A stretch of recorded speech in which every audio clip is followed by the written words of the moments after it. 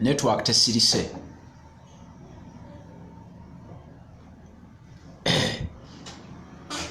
network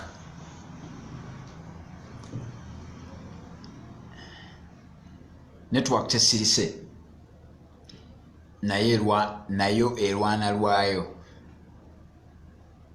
But anyway, mbadde nkugamba nti Airbus bwe yagenza okukitunula nga bwetundayo just ennyonyi 5 nejjako ebintu byonna nejjako ebintu byonna byetaddemu nga teyitawo ng'ebeera mu negative ng'egamba yeetaaga order, it needs 6 orders. Yeetaaga 6 orders ez'ennyonyi ez'ennene eryokeddemu ezikole. So kyemba nkugamba nti bw'oba okola business ng'otunda magiraasi, olina naawe okwebuuza olina okutunda amagiraasi paka ku namba ki osobola okukavaringa bino byonna. So njagala kumaliriza nga nkubuulira engeri gy'oyinza okusurvivinga singa obeera ofunye financial setback which is a loss. Bw'obeera ofunye financial setback which is a loss, the number one thing you need to do is acceptance.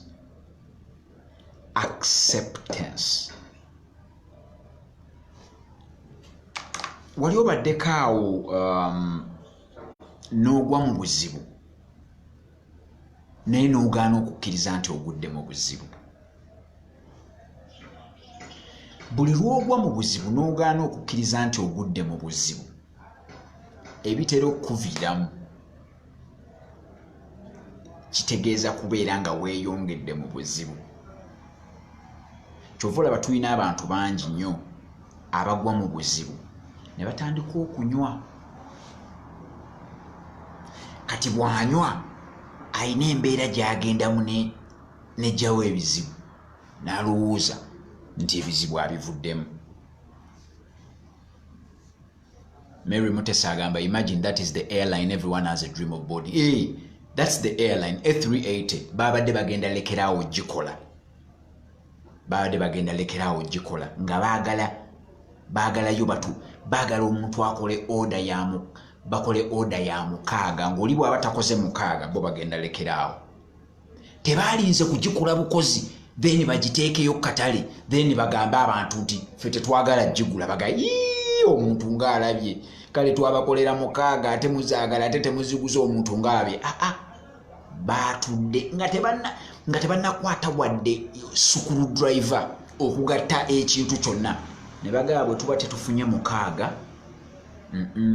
batufa tetufunye order ya 6 eyo line tugenda gijjawo. So ako nakazudde mu business world nti naawe bw'olina okukola naawe olina okutunuulira n'oga ndi mu kuproducinga kino naye bwe ntunuulira abantu bano engeri gye bali mu kukigula bwe baba tebaguze kino nga nkijjawo. Natula ne kojja wange, nina kojja wange akola mu mukwano. Namubuuzaako ebintu yaŋŋamba mukwano almost ekola buli kimu naye senga otunuulira mukwano naye kate kyakola swiiti. Eyo layini baagijjawo eya swiiti kubanga baatunuulira ne bagamba senga abantu babeera tebaguze swiiti ono kwenkana wano, bano abakozi emisaala gye tubawa ebyuma amakool gwe tubiteekamu sente ziba zitusala busazi. So njaga okugamba the first thing you have to do is acceptance. Kankubule lwaki you have to first accept. Obadde okimanyi nti bw'ogwa mu kinnya bubu n'ogamba naye ndabika sinnagwa mu kinnya n'osigala ng'osima weeyongerayo mu kinnya. Bw'ogeza n'ogwa mu kinnya okitegeera oli n'akugamba owaayi ogudde mu kinnya naye kwata enkumbi eyo otemeetememu mwoyinza okusonseka obugere ng'olukwata tugambe enkumbi oba ekintu kyonna ekisima noga onaalimba sigudde mu kinnya n'osigala ng'osima weeyongerayo wansi. So the very first thing you have to do is acceptance. Okukkiriza nti ngudde mu kinnya saawa yakulekerawo okusima okitegeera dinayo kyejja okukola egenda kwongera kusuulayo abantu bangi babafeze nga muli mu kusaayo ssente naye ne bakugamba nti gwe bw'ola oyongerayo ssente ate kati ne ziri zewafiiriddwa zigenda kweyongera nazo zijjeyo obeera tonna accepting. You first have to accept. So the first thing, kkiriza nti okoze loosi. Bw'ona okkiriza nti okoze loosi kigenda kwanguyira kati okugibuukamu. Kkiriza nti ogudde mu kinnya. Ekyokubiri, build your support system. Build your support system. Omanyi loosi zino zitera okujja, yes zijja zituyigirize. Naye nakugamba nti waliwo abasajja betulwana nabo abalabe. Abalabe abo balina engeri gye bajjamu batunyigirize nga tutesitingibwa. Kasita tugeza ne tupowa ne twesaasira nnyo ne tutya ne tugamba Mukama ki ne twesala ku bantu. Okukakkana tetuyambibwa. Kasita ogeza n'okola loosi olina okunoonyaayo mukwano gwo omuyitiremu akuyitire kugamba atandika okukubuulira ekintu bwe kiyinza okubeera. So osobola okwogera ne mukyalawo n'akuwa comfort, osobola okwogera ne mentor, osobola okujja ku house of wealth n'oyogera naffe n'ogamba wabula okimanyi nagudde mu loosi. Bw'ona ogyogerako nga tugikubula ffenna twagwa dda mu ziroosi ffe kati zitukyamula n'otukyamula. Kati bwe tutandika okukubulirako n'oyogerako n'abantu n'oyogerako oyinza obutayogera specifics naye yogera bw'ofiiringa. Kubanga obuzibu bwe tulina nti happiness is from within. Okitegeera, happiness is from within. Bw'oba toyogedde ku feelings ezivudde mu loosi tuyinza okukeera ku makyanga wesse. Okitegeera, naye bw'otandika okugamba nti nkubuulire Newton abasajja banfeze mpulira njagala nakwetta. Awo obeera ombuulidde feeling. Obeera tombuulidde bwe bakufeze naye ombuulidde bw'oli mu kuwulira nega ate okwetta tekikola. Bw'okimanyi mbu kidini nga kidini egula emitwalo 10 egya $. Kati oba bwonna obugagga tubufiirwe. Olaba abaana baaba abato, olaba mukyala w'oyo, aba abantu abalungi bwe bato n'obaleka ku nsi nga wesse. So olina okunoonya omuntu oyogere ku feelings. Oyinza obutayogera bwe bakufeze nga bwe waziba wa biki yogera ku feelings, yogera ku feelings. Tinaye mpulira omuntu ono engeri gyanzibyemu bwe mukwatirako wonna njagenda mutuge nja kumutomera. That's a feeling, it's a bad feeling. Omulabe yali mu kukutomeza. Ekyo tokigula, ekyo tokikkiriza. Okitegeera. So buli lw'owulira nga feeling ezze kasita ogeza n'ogwa mu loosi ekyo kimu. Kasita olaba nga feeling ezijja ziri negative manya ebyo bifu. Loss eyina kujja na feeling ziri positive.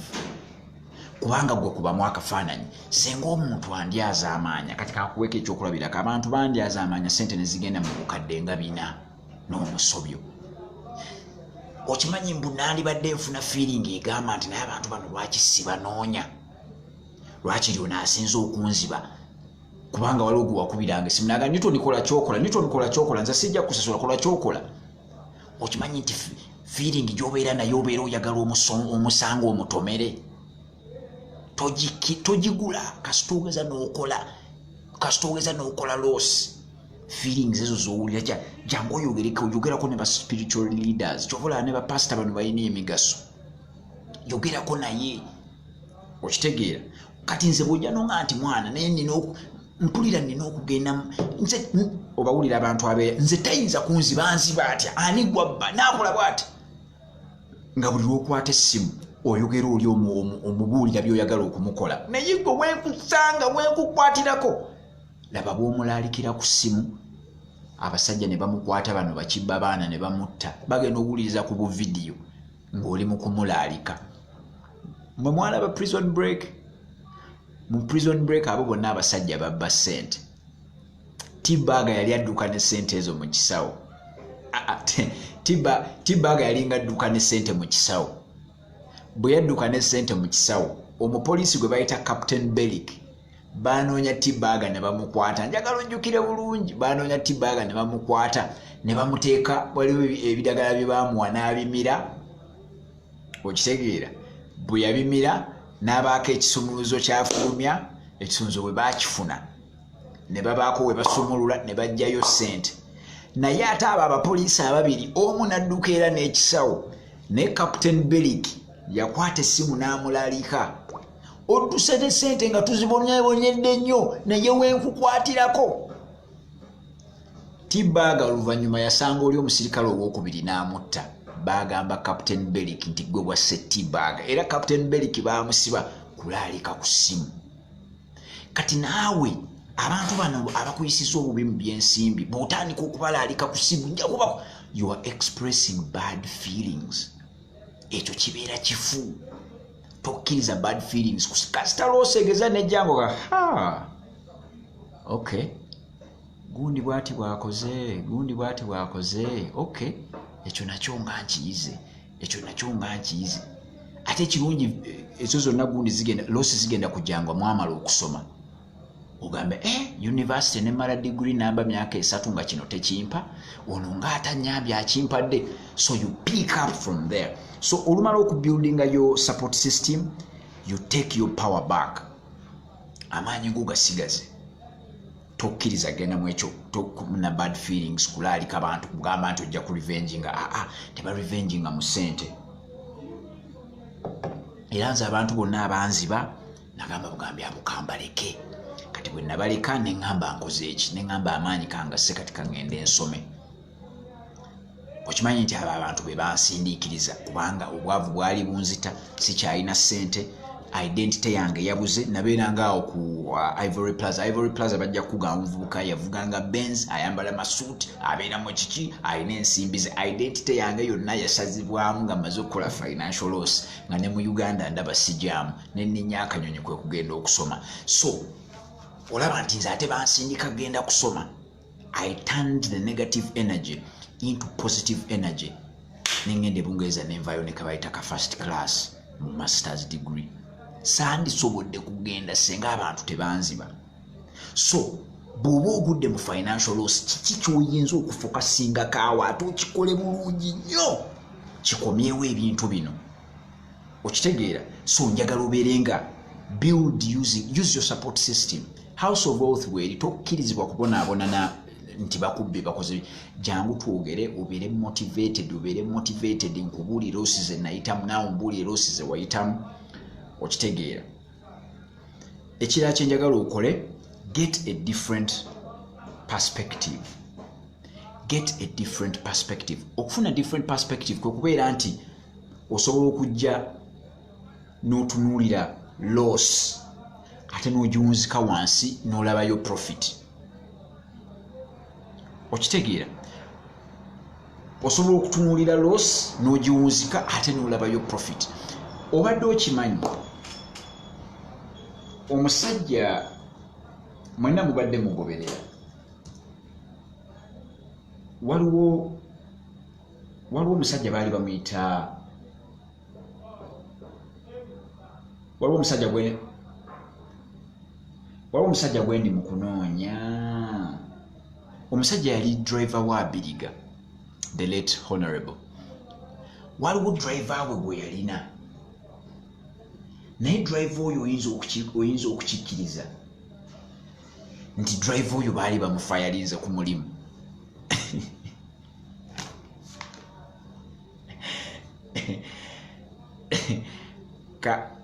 kasitoora ako sikiwoba mwakasoma Abiriga yalina driver Abiriga the late yalina akamotoka kakayero n'akawa driver we ndowooza oba kayina kyekafudde n'akamuwa akatwale mu garage emu oyo driver we n'akatwala mu garage ndala Abiriga gy'atamugamba Abiriga ne kimukola bubi nnyo ne kimunyiiza n'amufayalinga mu kumufayalinga n'aleeta oli driver omupya okimanyi nti driver gwe yaleeta omupya ye yafa amasasi oli gwe baafayalinga mwana financial loss ate ye yamuviiramu birungi oba kegamba okategeera financial loss bakugoye ku mulimu abantu bakubbye ebirungi byebasse mu gundi eyo toyinza kubiraba osobola okusalawo n'ojja mu birungi byokka olina lisiti y'ebirungi ebiri mu loosi biwera 20 bwegenda okebere mbadde ngezaako wano okukebera wano linnya lye set that I give you naye eyo gundi kweri mu January kati teebereza mu January Abiriga yayina driver namutuma atwaleko emmotoka mu garage bwe yatwala emmotoka mu garage yagitwala mu garage ndala bwe yakomawo ono gayi namugamba gwe nkugobye nakugamba etwala mu ero garage namugoba mu June oba tugambe emyezi ng'etaano mu maaso driver omupya yafa Masasi oli kati gyali mulamu naye nga financial loss eyo tebeeza abakweteekamu muguwa so kyovola bakugamba nti any kind of loss gikwate ng'olupapula lumu any kind of loss kasita bageza ne bagikuwa gwe loss gitunuulire wano kungulu ogambe kati olupapula lulina side bbiri kampandiike wano side empya eno ye loss baba bamaze okuwandiika firimu yaayo Newton wakoze bino kati laba ofiiriddwa okoze otya kyusa olupapula wandiikayo ebipya okitegeera njagala otandika okulaba ze tuyita different perspective bwe kiba kiyise kibeera kiyise mu luzungu waliwo ekigambo kye bayita rumination bakijja mu bigambo mu bisolo bino bye bayita ruminants kati ng'ente ebeera ruminant egaayo emmere n'egimira kyokka ate neddamu n'egijjayo n'egigaaya kye bayita okuzza obwenkulumu okitegeera yagigaayiza n'egimira ate eddamu n'egijjayo gye yamize eddamu n'egijjayo eddemu egigaaye okitegeera obadde okimanyi nti bw'okola loss already waliwo loss gy'oyinza okukola noga actually kanka bagambe mugenda ne mukola loss tuge bakubbyeko essimu bwe bakubba essimu n'ogamba nze nina okukwata eyabba essimu yange n'ogenda ku poliisi ne bakugamba tusobola ogitrackinga ne bakugjamu 2 ne baddamu ne bakugjamu 3 ne baddamu ne bakugjamu 15 ne baddamu ne bakugjamu 16 ne baddamu ne bakugjamu 5 ogenda okatta sente ze bakugjeemu nga zigula iPhone X naye ng'essimu gy'obadde onoonya obadde just onoonya zino essimu eza wansi okitegeera njagala obe bwe kiba kiyise kibeera kiyise tandika kunoonya birungi bikijjudde bw'olemera ku loosi eyo yennyini kankikulage nti loosi bwejja n'ogiremerako yo nga yo obeera onarrowinze down focus yo loosi bwejja yes njagala ogirabe naye ate njagala olabe perspective endala njagala kati ogiteekeko wali ebbali otandika okunoonya options wakyaliyo options endala nnyingi okitegeera kuba kati raba bwe nafiirwa ssente mu kuwola option endala eyaliwo nagenda n'ensomamu sente ze nakola mu kusoma newakubadde zaali nyingi zonna nazijja nayo dda kyokka ate muze najjayo zisobola n'okuzzaawo omulimu guli gwe nali nafiirwa olaba focus bwe nagijja wali naye nga namala omwaka mulamba nga ngenda mu kooti obadde okimanyi namala omwaka mulamba nga nsiiba mu kooti leero nenzija fayiro teyazze luli nenzija fayiro yazze naye prosecutor alina okuvunaana ono gwe nawaabi tayazze fayiro neebeerawo omuwawaabizi wa gavumenti waali nange wendi naye gwe nvunaana teyazze ne bawongezaayo omwezi ogujja nenzija fayiro yazze prosecutor waali omuweereza wa gavumenti waali fayiro weeri gwe nvunaana waali omulamuzi ali mu liivu ne tukomawo omwezi ogujja fayiro weeri wendi gwe nvunaana waali omuweereza wa gavumenti waali, omulamuzi waali, looya wooli gwenvunaana n'agamba ow'ekitiibwa omulamuzi ninayo omusango mu high court. Kati awo muganda wange kitegeeza mugenda kulemesebwa okukola ebintu ebirala, era kyovula nze nali nasalawo ne ng'ekyo nkitadde kaŋŋende nkolemu ekirala. Mwaka mulamba noonya ssente tezirabika naye ng'ate nsipendinga. Era okuva tebeeza nali mu kkooti kuviira ddala ndowooza nga 2010, okuva 2010 paka 2018 siddangako mu kkooti. Okitegeera nayiga ebintu byonna byonna ne ŋŋamba siridda mu kkooti, nze okuddamu okuyingira kkooti nga ndi looya. Naye ntinvunaana bakulimba, ebyo sibikola. Kyengenda okusomesa wiiki ejja kye bayita risk management, nti managinze nti okumala emyaka 8 nga sidda mu kkooti. Kyenavudde nga nti osobola okupulaninga n'olemesa loosi ezo. Akanaasembayo nakugambye nti nno kasitoogeza n'ogwa njagala onoonye ekintu ky'oyinza okuyiga. Kasitoogeza n'ogwa njagala onoonye ekintu ky'oyinza okuyiga. Wakati mu ku kintu ky'oyinza okuyiga nina ebintu bye njagala okubayigiriza. America yalina president gwe baali bayita John F. Kennedy.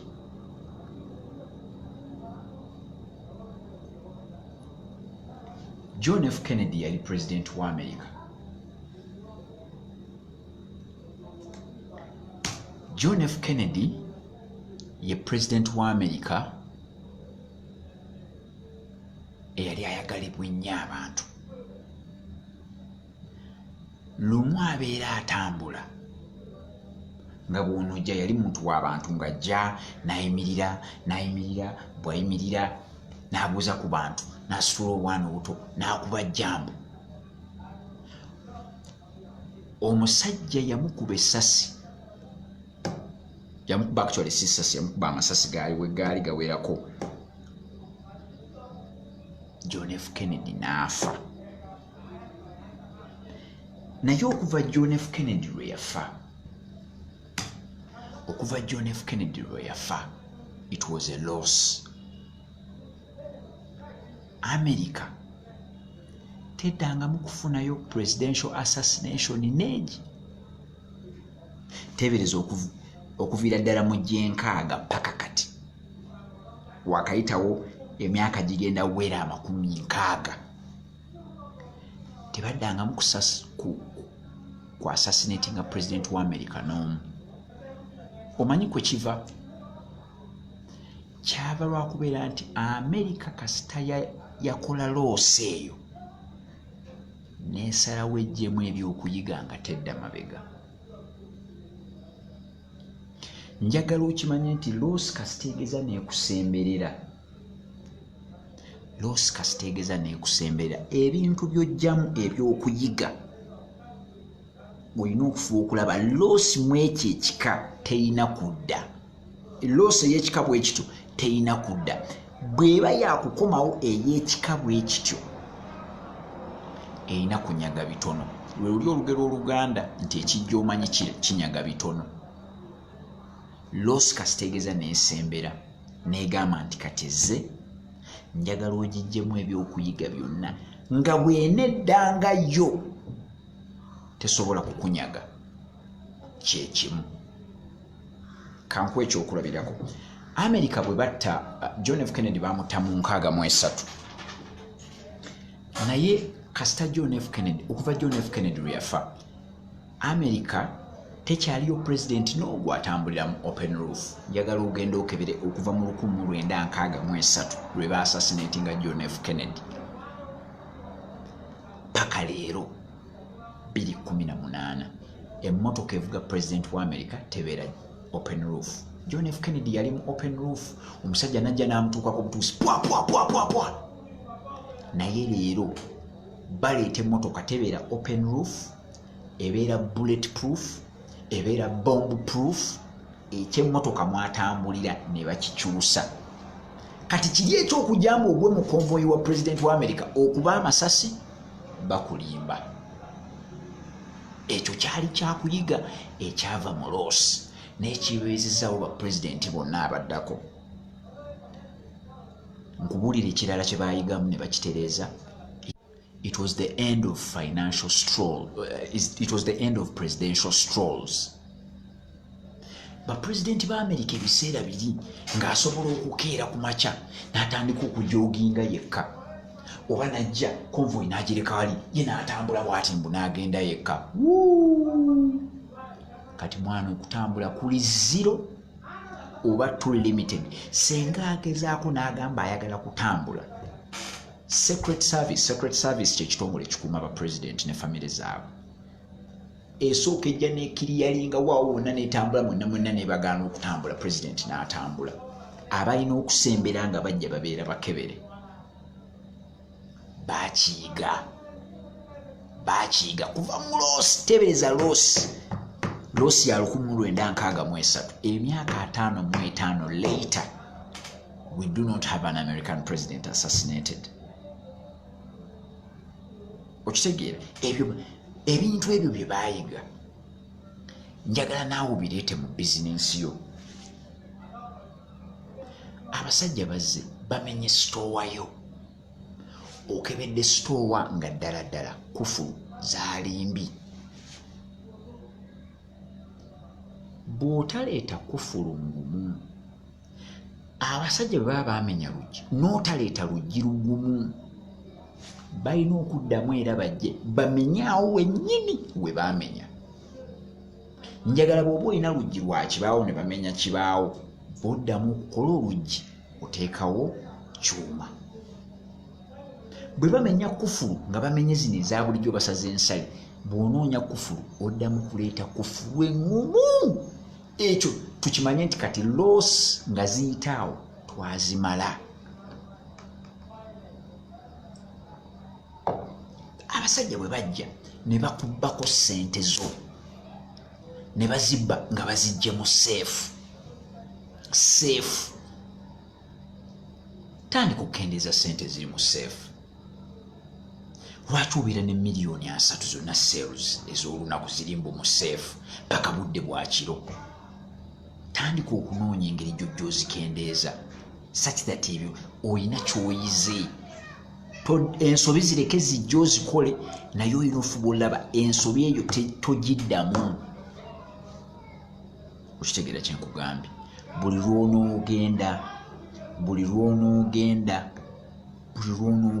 nga olaga nti olina by'oyize mu Ross egenda kukubeerera indicator. Nakugee Ross ffe tuzaagala nnyo kuba Ross ye indicator. Kasita ojja n'okola Ross already ye beekulaze nti ekyo ky'oli mu kutunda abantu si kye bayagala.